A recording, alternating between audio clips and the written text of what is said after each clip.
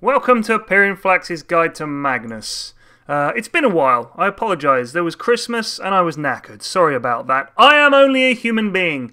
I also spend every spare minute playing Dota 2. During this time, I've been messing around with some new heroes. Magnus is one I've been playing very, very badly. But playing nonetheless. I find that generally speaking, when I'm playing as the initiator, my team loses the game. My decision-making skills are not up to scratch, I initiate when I shouldn't, and I fail to initiate when I should. Luckily, I don't care about my team, and Magnus is fun enough that you can lose and still have a blast. This is the main motivation for me behind the heroes that I pick. The thought process is as follows. Will I win the game? Probably not. Is this hero going to be fun anyway and have lots of glitzy spells? Yes. Okay, then pick him. It's that easy. Does that make me a scrub? Probably. How many hoots do I give?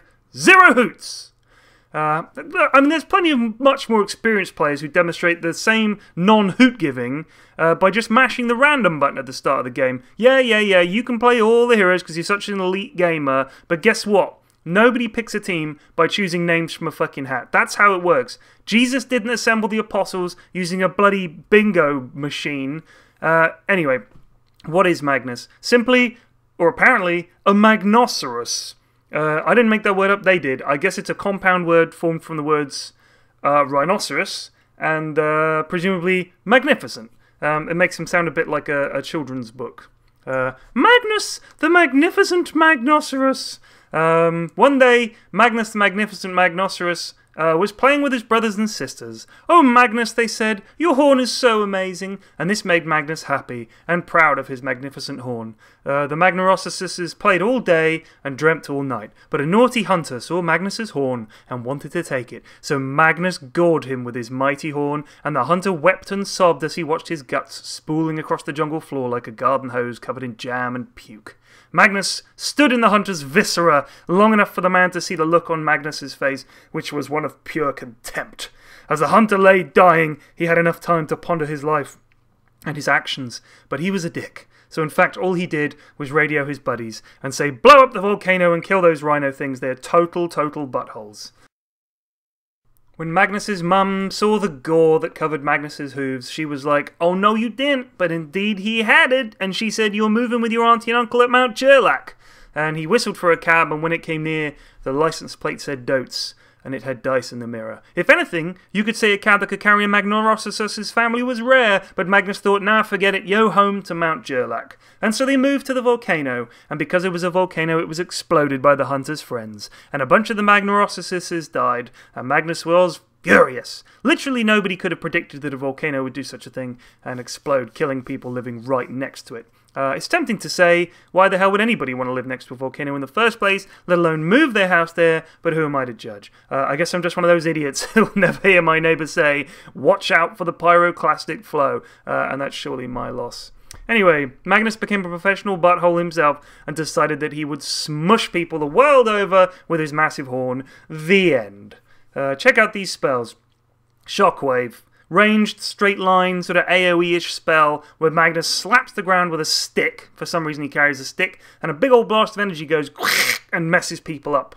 It's very handy for messing people up. It's also good for farming creeps. So far, so reasonable. I mean, it does 300 damage to everything in a line on a 7-second cooldown, but it's not like that's insane or anything. It's just really, really, really good. Empower. You know the way people say that Sven's cleave is bullshit because he just messes everything up in front of him, like in the late game, he's got all the items, everything. A cleave is just brutal. Brutal. How about if you had a spell on a 12-second cooldown, you could empower anybody with a cleave for 40 seconds. Yeah, it's bonkers, isn't it? Yeah, if only Magnus had some way of ensuring that everybody was in range of that cleave.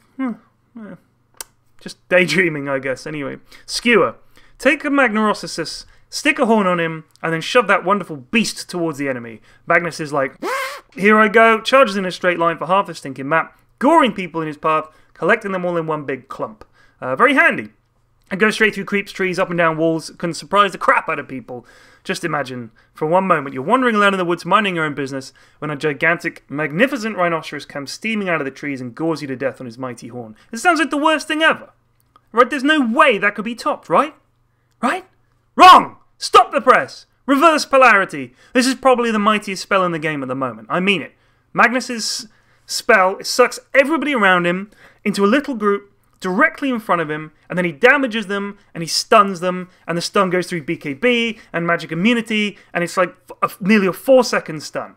There is nothing quite like reverse polarity for not only messing people up on your own, but setting up the team fight to end all team fights. I mean, imagine you're baking a team fight cake, right? For this cake, you will need 200 grams of dark chocolate, 200 grams of butter, 85 grams of self-raising flour, 1 Sven. If you can't get a Sven, you can use another hero as long as they've got like Battle Fury and do a stinking amount of damage, like a PA is a decent alternative. 1 Darkseer, 1 Sand King, 1 Enigma. If you can't find an Enigma, you can use a Tidehunter. 1 Magnus, 1 Blink Dagger, 3 medium eggs, and a 1/4 teaspoon of bicarb soda. First, your Magnus blinks into the middle of a bunch of enemies, uses reverse polarity, which is there's no channel, there's no casting time, it just BAM! You press it as fast as you can push the button, they're reverse polarityed. Then you smash all the other ingredients in there, just grind them up, just dump them in there like someone shitting in a washing machine. It's a bloody mess.